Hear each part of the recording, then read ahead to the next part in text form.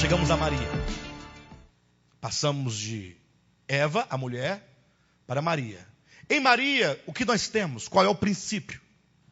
Ou qual será o princípio? Maria é a corporificação. Preste atenção nessa expressão. Maria, ela corporifica a mulher ideal. Em razão de sua absoluta obediência, motivo porque foi escolhida pelo Altíssimo para ser a mãe do Salvador. Ou seja, Eva, lá no início, por meio dela entrou o quê?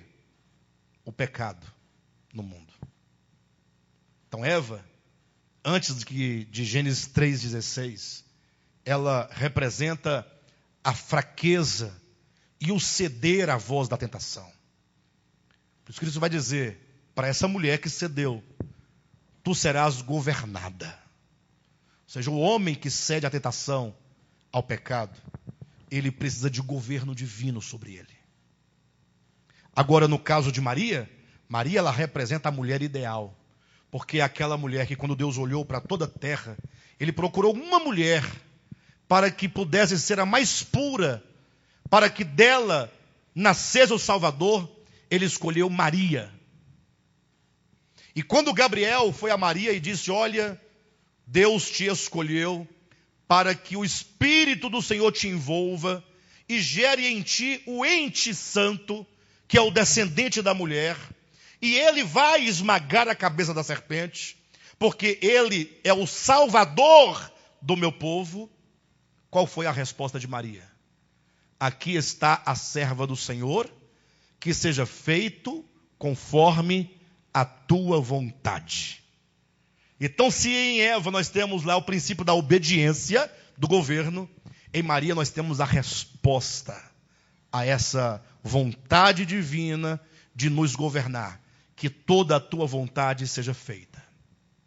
Mas cuidado, porque a despeito de toda a grandeza de Maria, Maria foi uma pessoa grande, muito honrada, pura, mas não como o catolicismo romano criou aquela figura da Imaculada Conceição, sem pecado, da Assunção de Maria. Tudo aquilo são dogmas que a igreja foi construindo, inclusive a partir do 5º século em diante. Porque antes, na igreja primitiva, nada disso havia na igreja de Cristo em relação a Maria. Maria nem sabe dessas coisas, nem a igreja apostólica sabe dessas coisas. Vocês terem uma ideia, a Assunção de Maria é uma doutrina que tem 60 anos que foi firmada como dogma pela igreja. Bem recente. Se você for voltando, você vai encontrar que todos os dogmas estão construídos ao longo de séculos e séculos e séculos. Não era algo que nasceu lá no 4º século, 3º século. Lá foi só o início. O desenvolvimento da mariolatria, da qual nem a Bíblia, nem os apóstolos, nem Maria participam, foi uma construção milenar em vários e vários concílios. Nem a própria igreja romana tinha consciência do que seria hoje, em pleno século XX, o conjunto de dogmas sobre Maria. Vocês terem uma ideia da história, né? Mas Maria, a despeito de tudo isso, foi uma mulher muito digna. Deus a escolheu para ser a mãe do Salvador. Mas para que ninguém tenha dúvida, basta se lembrar do próprio Magnificat. Magnificar, como posso dizer. Lucas capítulo 2, que é o cântico de Maria.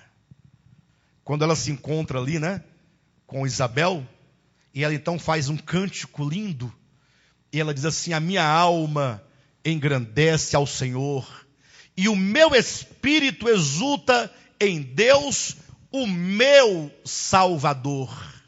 Então Maria declara alto e bom som que o próprio Cristo a quem ela geraria era o seu Salvador. Salvador dela. O que significa que ela carecia de salvação. Se não tinha pecado, por que não carecer? Por que carecer de salvação? Temos que pensar isso. Uma outra situação é colocar Maria como intercessora. Lembre-se de João capítulo 2. Quando estavam numa festa de casamento, Jesus, Maria, os seus discípulos, o vinho acaba, vocês sabem da história. Maria, de fato, tentou interceder, tentou. Né? Tentou se interpor entre aquela pessoa que precisava de um socorro e o Salvador. Ela se interpôs e falou: olha, Jesus, faça alguma coisa, porque o vinho acabou. E Jesus, então, resolve o problema da intercessão de Maria com uma resposta, dizendo: o que tenho eu contigo, mulher? Por que você quer se colocar entre mim e o pecador? Qual é a relação? Onde você entra nessa relação? Você não entra. Eu não tenho nada absolutamente com você. Enquanto muitos acham que Jesus desrespeitou Maria, na verdade é que ele está se colocando como o Senhor de todas as coisas, como o Cristo de Deus. Não há desrespeito algum, porque falava naquele momento aquele que antes de Abraão já era. Falava naquele momento aquele que é de eternidade a eternidade. Falava naquele momento aquele que não nasceu de mulher alguma, de nenhum ser, de nenhuma criatura, porque ele é desde o princípio. Falava o Cristo: o que eu tenho contigo, mulher? Seria mais ou menos: eu sou o Logos. O que o Logos tem a ver contigo, ó criatura? Em outras palavras, coloque-se no teu lugar enquanto criatura. Não há desprezo nisso aqui. Não há desrespeito. Há apenas um ajuste no entendimento. Maria, não confunda Jesus com o Cristo. Não confunda Jesus com o Cristo. São duas coisas distintas.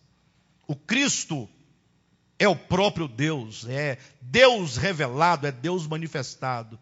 Agora, o Jesus que você deu à luz, esse aí é o Jesus. Ele é só um homem.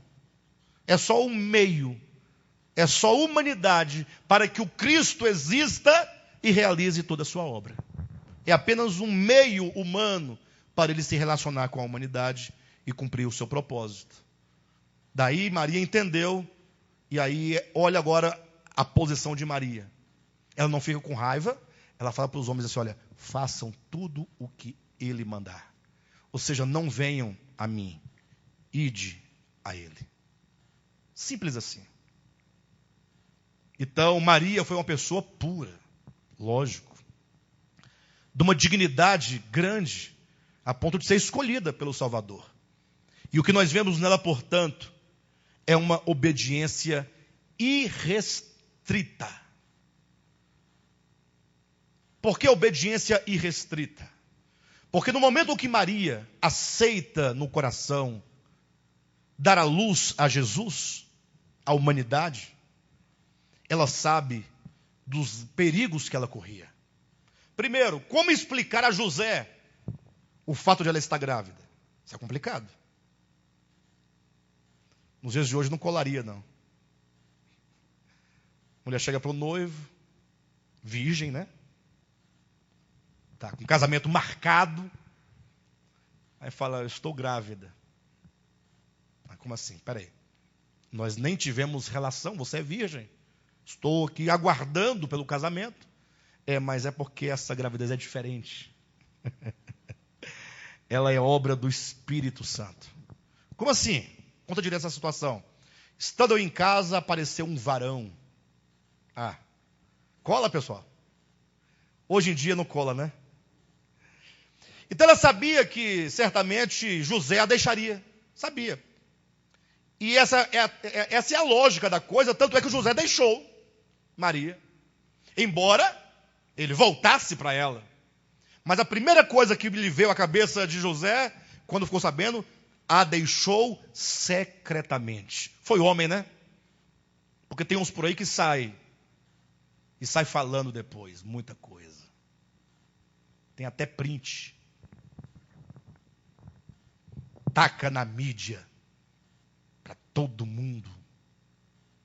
Falta de hombridade. José foi cabra macho. Viu que Maria tinha um problema, não acreditou, obviamente, e a deixou secretamente, calado. Deixa ela se resolver para lá. Então Maria sabia que podia ser abandonada por José. E agora imagine como explicar: José lhe abandonou, estando você grávida, Ou seja, vocês tiveram relação sem que se casassem, sem que se estabelecesse diante dos homens a situação de vocês? E se você está grávida de José, por que ele a deixou? Porque o filho não é dele? De quem é então? Você então traiu José? Se traiu, você prostituiu, você adulterou? Se adulterou, você tem que ser apedrejada. Olha as consequências. E sabendo de tudo isso, Maria disse: que seja feita, Senhor, seja feito segundo a tua vontade. Obediência irrestrita, mesmo diante de uma morte possível e iminente.